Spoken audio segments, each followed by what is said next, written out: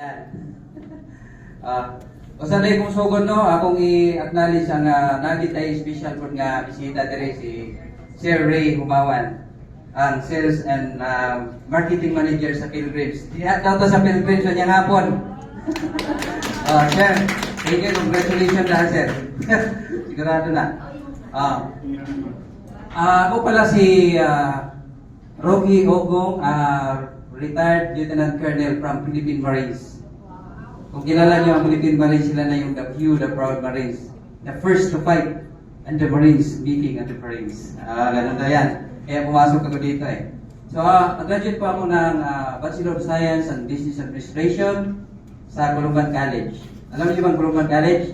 Ito lang sa atin. So, baka may mga graduate din ng Columban College dito. Produkto ako sa Columban College. Bunso po ako sa 7 magkakapatid. Medyo mahirap dahil sa buhay habang nag-aaral, kinalap ako ng isang pare. Kaya doon sila nagpapaaral sa akin. Habang nag-aaral, nagtatrabaho din. Nagtatrabaho, nag-working student. Nagtrabaho sa gabi, natutulog sa umaga, at nag-aaral sa hapon. Ganyan ang buhay ko dati. Ganyan kahirap. Diyan ako nakatira sa Anunan, Dumalinaw sa Boga del Sur. Kabisado ba ninyo? Last barangay ng Dumalinaw bago magpagadian. Yan yung lugar ko dyan. Nasa bukid. So, ganun pa man, nagpatuloy ko sa pag-aaral at inalagaan ako ng nagpaaral sa akin, inalalayan din ako ng ina ko. Kahit nag-iisa na lang dahil maliit pa ako, naiwanan na ako ng parents ng magulang ko, ng tatay ko dahil may nangyari na hindi maganda sa pamilya namin noong 1984. Maliit pa ako noon.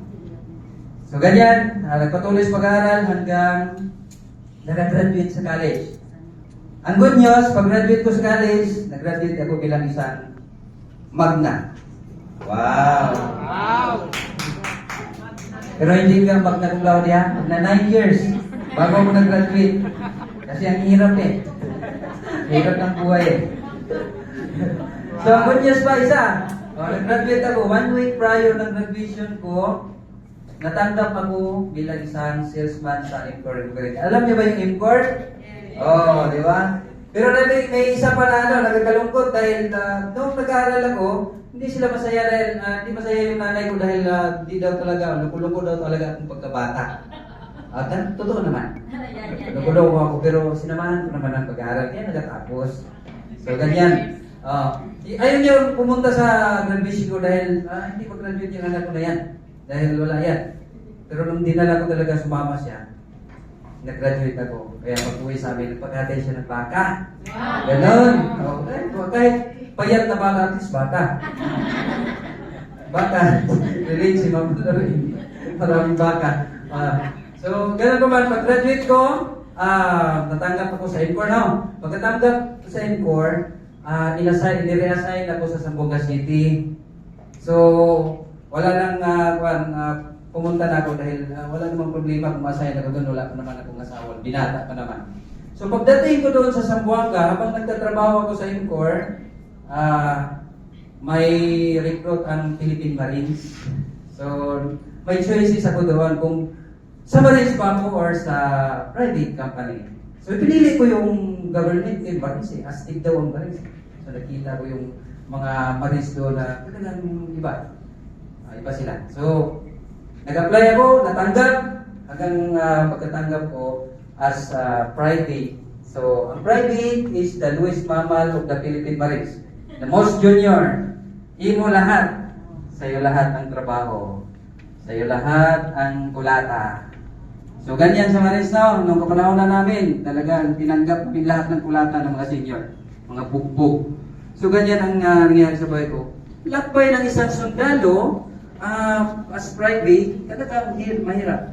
Dahil maliit lang, dahil private nga eh. Yun lang yung sinasahod ko, halos napupunta pa sa mga loan dito, loan doon. Kasama ko yung misis ko, nagtrabaho din dati sa ENCOR. Maliit pa yung anak namin, syempre. Nalagaan namin doon, hindi pa tatlo, magkasunod. So, mahirap. So, ganun pa man, survive lang. Banat lang sa buhay. Hanggang nag-apply naman ko isang mag-officer sa Philippine Marines pa rin. Natanggap na naman ako ng isang officer. Kaya astig na, officer na ako eh. No?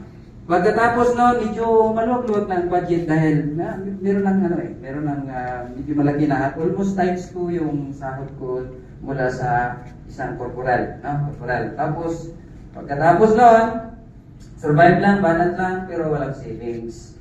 So sa walang savings, hanggang nagpatuloy lang, pagka-officer hanggang umabot sa ranggo na major. Dahil by 2023, nag-retire ako, nag-apply ko ng optional retirement as Lieutenant Colonel retired. So nag-retire na ako last 2023. After my retirement, syempre, asan kayo pupunta? Wala na rin trabaho yung misis ko noon dahil nung na-officer ako, di nagtagal, mentor na rin siya sa import. After my retirement, napag-usapan agad namin ni misis na magtayo kami ng isang traditional business. Sari-sari store. Oh, sino may mga sari-sari store dito para magka-relate kayo eh. O yan. Ang sari-sari store maganda naman. Maganda yung takbo ng sari-sari store namin. Pero, hindi may iwasan na pumupunta ang mangungutang. Doon na nag-umpisa ang kalbaryo. Kasi doon mo na makikita na magkaroon ka na ng kalaban, kaaway. Dahil ang hirap maningil. Ang alam lang kasi nila mangutang eh. Hindi nila alam paano bayaran. Akala nila na hanggang utang ka lang. So ganyan na nangyari. Halos hindi pag-away ka. So hanggang umabot ang hindi maganda inaasahan. Ano yan? Ano? Na-disgrasya ang misis ko. Nabalian ng paa. Nandiyan siya sa likod. Daladala niya yung scratches. Nabalian ng paa. So siya ang nagmamanage sa namin, yung traditional business. Nag-close cadet. Habang nasa hospital siya, na-stay siya eh. Tapos habang nasa hospital siya, umuwi muna ako sa amin dyan sa Dumalinaw. Sa Marcos siya na confine. Pag-uwi ko sa amin sa Dumalinaw, doon muna ako kasi may alagad ako eh. May ako kinabukasan, parang servisyo sa simbahan. Nung gabi na yon, habang hawak ko yung cellphone, napawaw ako sa ads na Global Pinoy Travel and Tour. Dahil magkakaroon daw sila ng face-to-face business orientation. Dito mismo. Dito mismo sa Guillermo Hotel. Kaya, pagkatapos ng serbisyo ko sa simbahan, mula Dumalinaw hanggang Pagadian, tinakbo ko kagad dyan. Tinakbo ba? Kaya ba tagpuin? Nagsakay pala. Gusto ko nang tagpuin eh. Kasi excited na ako. Excited na talaga ako. Pero sumakay ako. Pagdating ko, mas mabilis pala sumakay. Pagdating ko dito mismo, hinahanap ko kagad yung nag-sponsor sa akin. Yung nag-chat sa akin. Rather din ako ng FB na katulad niya. Hindi ako na-invite ng personal. Na-invite din ako dito sa FB. Nung nakita ko na siya, dinala ko sa loob. Pinaupo niya ako dito kagad. Dito. Bakante. Tanda ako, bakit bakante yan? Para sa akin ba talaga yan? Na walang makukwitang tao. Ganun ba? So, pinaupo ko dyan. Habang nag-lecture o nag-orient ang mga speakers dito, pinakinggan ko lahat. Yung mga nagagandahan, magagaling natin mga speakers. Kasama si Ma'am Dolly. Tingnan nyo. Yan. Sila yan. Magagaling talaga. Tested naman. Kasi nandyan yan sila. Mamaya, malalaman natin yan. So, pagkatapos ng orientation, mismo ng orientation, lumabas ko agad, lumayas ako agad. Ay, hindi pala lumayas. Nagpaalam ako sa mentor ko, ma'am, lalabas mo na ako dahil mag-withdraw ako. Wow! Mag-withdraw. Sana may mag-withdraw. Darating na yan mamaya. Nag-withdraw ako. Sabi ni Ma'am Godwill, wala si Ma'am Godwill eh. Ngayon lang siya na nagsalita ako na wala siya. Dahil siya yung Godwill ng buhay ko. Pagkatapos nun, sabi ko kagad, ma'am, labas ako. Ang sabi niya, iwanan mo ID mo, sir, para, sir, ma-encode na natin. So wala akong magawa kasi iwanan ng ID. Kailangan ko bumalik. Kailangan ko yung ID ko eh. So, bumalik ako. Pag withdraw ko sa land bank, balik ako agad. Malapit lang yung land bank eh. Bumalik ko agad. Anong nangyari? Lumapit ako ulit kay Ma'am Godwill. Ma'am, mag-avail ako ng family package. Wow, family package rin so. Bakit family package? Dahil sa lecture na naririnig ko dito, ang family package daw, dalawa na yung ma-avail mo na two sides ng business na. Dito yung services, yung 19,000 na nag-limited. Tapos ma-avail mo na yung affiliate marketing na may mga cashback sa 3 weeks. Yun yung in-avail ko kagad, naintindihan ko eh. Yun ang in-avail ko kagad.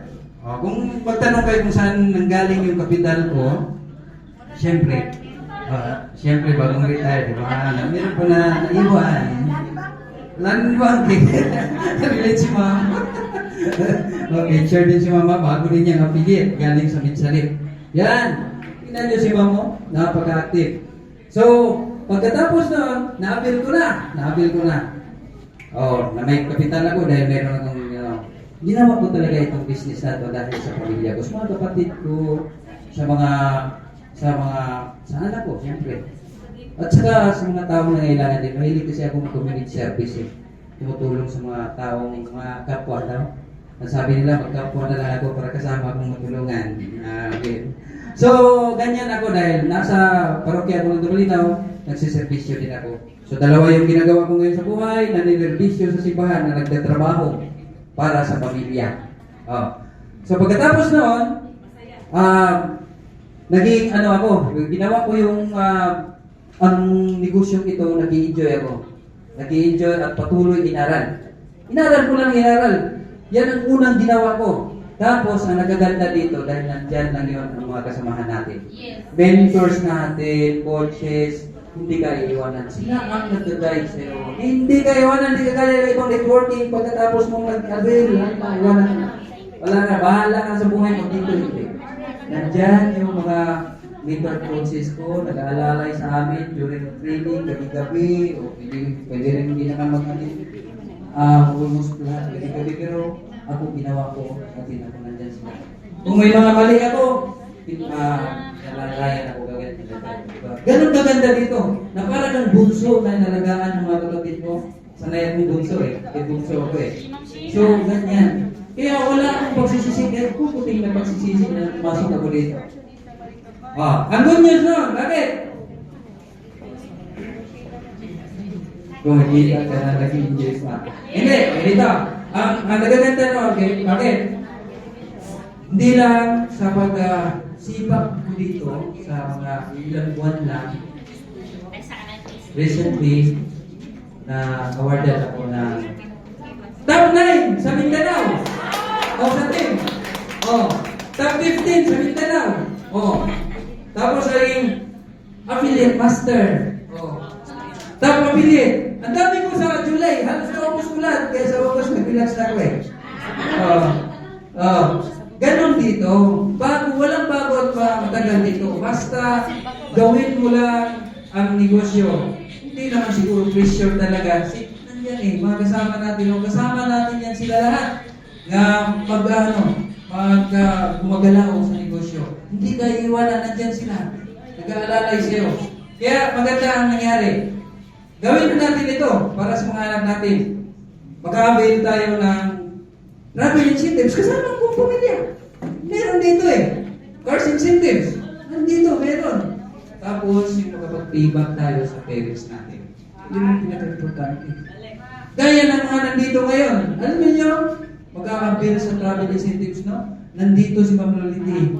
Vietnam yan sila ngayon. Kailan, ma'am? Naku, Vietnam yan sila. Pero kukunin ko yan. Next time. Si Ma'am Gemma nandito. Yung coach ko na lagi nag-alalay sa akin nandyan. Pag Vietnam yan sila, si Ma'am Charmy, wala. Ano ba yan? Si Ma'am Charmy, ito. Kalputan to. Ma'am Charmy, yan sila. Ang mga Vietnam qualifier. Napakagaling. So, ganyan ang dito. Simple lang. Pero, ganun karak. So, kung sino kayo na nandito ngayong hapon na ito, huwag yung sayangin ang pagkakataon na ito. Sayang ang bawat minuto na nangyari sa buhay natin na palike-like lang dahil sa mga YouTube, TikTok, ano mga meron dyan. Sino ang kumikita nun? Sila. TikTok o yung mga vlogger. Hala, nanood tayo ng mga bangayan ng mga politiko dyan na kurang dyan. Wala, nagbibigay lang ng stress ng buhay natin. Dito na tayo! Tayo na mismo gagawa ng business natin. Di ba? Kaya hinatinuhan na nauna sa atin na nandyan na. Nakapisto na. Gumagawa na at nandyan na nag-i-enjoy na sa buhay. Dahil mayroon na silang time and financial freedom. Ganyan kaganda dito. Kaya para sa akin, dito na ako. Full time, kasama ko yung misis ko. Inapil ko na rin siya ng affiliate. Kasama ko yung bayaw ko, inapil ko na rin siya ng affiliate. Yung pamangkin ko, inapil ko na rin yung pamangkin ko. Ayun na, mga kinukuha ko ang unang pamilya. Bago, tutulong na din tayo sa ibang mga tao na ngailangan. Tayo na dito ang channel of blessing sa iba. Kaya sana, na-inspire ko ngayong hapon na ito. Kung pinakinggan niyo ako, mas lalo niyo ang pakinggan ang susunod sa akin. Dahil siya mismo ang nagmumold sa akin dito sa Global Pinoy Travel and Tours. Walang iba, kundi si Ma'am Jima de los Santos Campinas from Iligan City!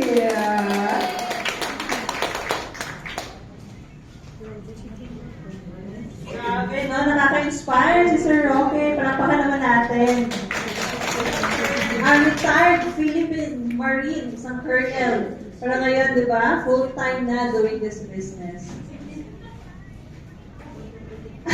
Yes.